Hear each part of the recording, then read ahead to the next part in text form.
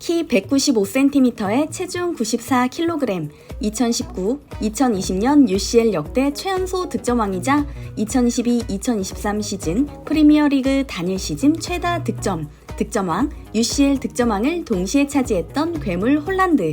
육중한 거구임에도 믿을 수 없을 정도의 민첩성과 내구성을 갖춘 천부적인 공격수죠. 경기장에서 뛰는 모습을 보며 무시무시할 정도입니다. 지난 시즌 폭발적인 득점을 선보였던 엘링 홀란드는 36골로 개인 최다 득점 신기록을 세우기도 했는데요. 올 시즌 여전히 득점 1위를 달리고 있긴 하지만 부진한 괴물이라는 혹평을 피할 수 없게 됐습니다.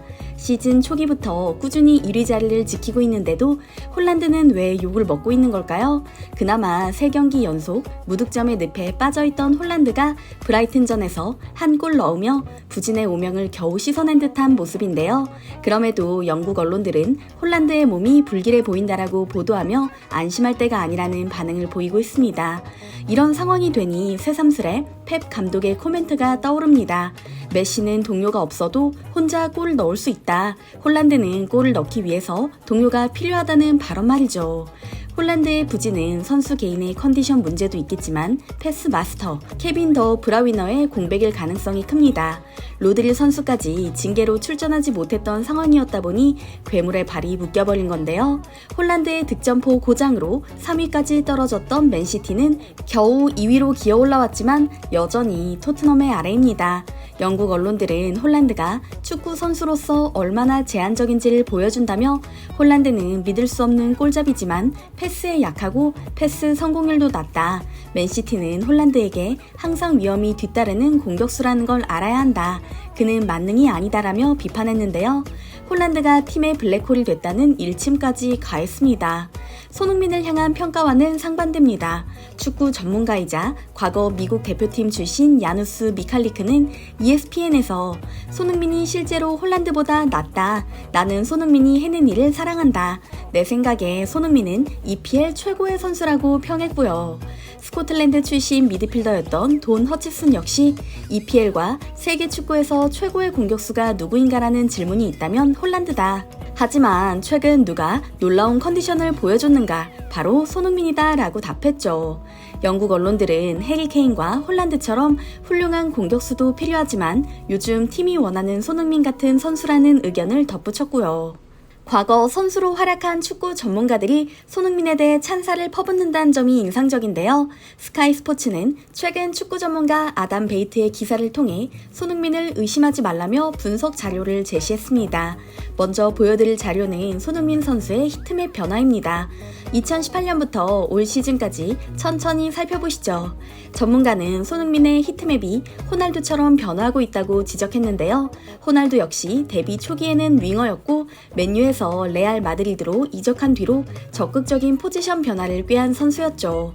측면에서 중앙으로 파고드는 플레이 스타일이나 양발잡이, 투톱에서 결국 원톱으로 자리를 굳힌 것도 비슷합니다. 손흥민의 히트맵 역시 해가 갈수록 중앙으로 이동하고 있습니다. 특히 올 시즌 중앙으로 옮긴 그는 원톱으로서의 득점의 주역이 됐는데요. 베이트는 손흥민의 포지션 변화는 팀의 득점에도 큰 도움이 됐다고 설명합니다. 이번 시즌의 토트넘 득점이 모두 페널티 박스 안쪽에서 나왔다는 걸로 예를 들며 포스테코글루 감독의 전략에 손흥민이 그 누구보다 적합하다는 사실을 강조했습니다. 페널티 박스 안에 머무는 시간과 공 점유율 역시 비약적인 상승을 했습니다. 지난 시즌 10% 정도로 낮았던 손흥민의 박스 내 공 점유율은 최근 20%에 달한 모습이고요. 여전히 빠른 속도이기 때문에 상대팀의 수비진들을 혼란스럽게 만들기에도 적합합니다.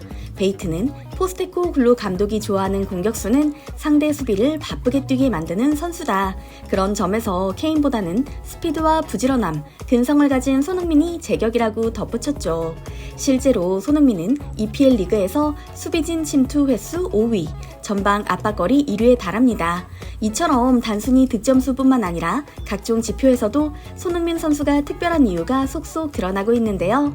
심지어 영국 데일리 메일은 프리미어리그 20개 구단의 상위 주급 선수를 각각 3명씩 꼽으며 분석에 나섰습니다.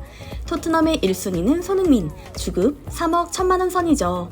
그렇다면 홀란드의 주급은 얼마일까요? 바로 6억 2천만원입니다. 홀란드와 재계약을 한다면 주급 10억 원에 달할 것으로 예상되는데요. 손흥민과 홀란드의 득점수 차이가 단 2골로 좁혀진 가운데 올 시즌 초반 최고의 활약을 보인 선수는 손흥민이라는 점에서 다들 이견이 없는 모습입니다. 오죽하면 활약에 비해 주급이 너무 적다며 올려줘야 한다는 여론마저 존재하고요. 그렇다면 엘링 홀란드의 분석 자료는 어떨까요? 보시다시피 매우 한정된 구역에서만 머무릅니다. 같은 팀인 알바레즈와 비교를 해봐도 확연히 느껴지죠? 사실 홀란드는 순수한 공격수이기 때문에 박스 외곽에서 공을 몰 수 있고 팀 전체에 영향을 미치는 손흥민과는 본질부터 다릅니다. 그러나 같은 팀의 알바레즈와만 비교해봐도 최근 전력이 떨어진 게 느껴지는데요. 90분당 1.35 골을 기록한 홀란드와 비교해 1000분 이상 적게 출전한 알바레즈가 90분당 0.75 골을 기록하고 있기 때문이죠. 이 때문인지 펩 과르디올라 감독은 대놓고 쓴소리를 하는 상황입니다. 유럽 축구를 정복한 2022-2023 시즌의 기억 때문에 자신은 물론이고 선수들까지 후유증을 앓고 있다는 발언을 인터뷰에서 한 것은 물론 심지어 홀란드에게도 훈련과 경기에 제발 좀 집중하라며 호통을 쳤다고 하죠. 맨시티 3연패를 이뤄낸 명장 펩 감독은 무엇보다 집중력을 가장 강조하는 것으로 알려져 있습니다. 훈련할 때는 반을 들어갈 틈도 없을 정도로 집중하게 만들고 그 외 시간에는 축구에 대해 생각조차 하지 말라고 선수들에게 당부한다고 합니다. 훈련과 경기 외 시간에는 100% 충전하라는 의미인 거죠. 이 때문인지 홀란드 역시 펩 감독 아래에서 엄청난 발전을 이뤄냈고요. 요즘 맨시티와 홀란드의 분위기가 좋지 못한 것은 어쩌면 펩 감독이 누누이 강조했던 집중력 부족 때문이 아닌가 싶은데요. 반대로 최근에 토트넘은 어떤가요? 다들 원팀 스피릿으로 이를 악물고 매분 뛰고 있는 상황이죠? 그 중심에는 구심점인 손흥민이 있고요. 펩 감독 역시 손흥민에 대해 환상적인 선수다, 탑클래스 선수라는 걸 누구도 부정할 수 없을 것이다 라고 공식 석상에서 여러 차례 극찬했고 맨시티 추격에 특화된 손흥민 플레이 때문인지 유달리 신경 쓰는 모습을 자주 보였죠. 과거 전적만 봐도 그렇습니다. 손흥민은 맨시티를 상대로 17경기를 치르는 동안 7골 3도움을 기록했으며 토트넘은 9승 1무 7패를 거뒀는데요. 그 누구보다 손흥민의 위력을 잘 알고 있을 펩 감독. 그래서인지 요즘 홀란드보다는 또 다른 괴물 선수에게 관심이 더 많은 것처럼 보입니다. 손흥민 선수를 데려갈 수는 없으니 내부에서 키워보자는 생각인 것 같은데요. 그중 한 명이 괴물 드리블러 제레미 도쿠입니다. 수년 내 스타가 될 수 있는 능력을 지닌 뛰어난 윙어라고 극찬하며 부쩍 아끼는 모습인데요. 정신력으로 무장한 토트넘이냐, 과거 챔피언 맨시티냐, 최종 승자가 궁금해지는 요즘입니다. 항상 함께해주시는 구독자, 시청자 여러분께 감사드리며 오늘은 여기서 인사드리겠습니다.